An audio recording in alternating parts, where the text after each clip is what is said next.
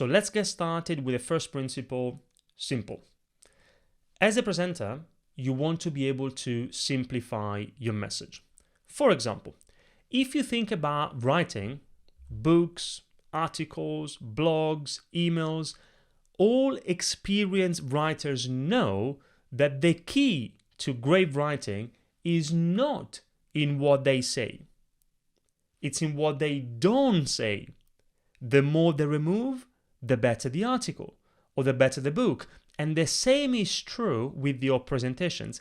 A very common mistake I see is that often we know so much about a subject and we are also so close to it that we think that everything is important. And so we think that we need to communicate everything. Isn't that true? But put yourself in your audience's shoes. If everything is important, then nothing is important. If everything is important, then nothing is.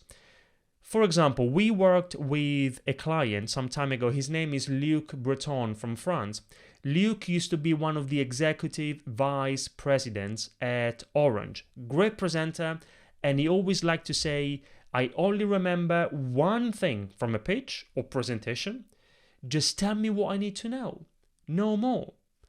One thing. Have you ever thought about this?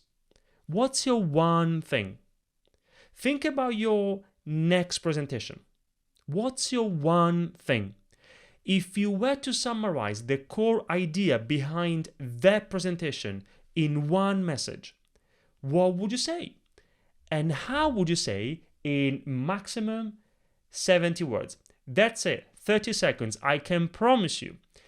If you can communicate your message in that time, then you can communicate it in longer. If not, your message isn't simple enough. So give it a try. After this session, think about your next presentation. How can you summarize the core idea behind that presentation in maximum 70 words? And if you get stuck, if you don't know what to say, then try and follow this format. What? So what? What next?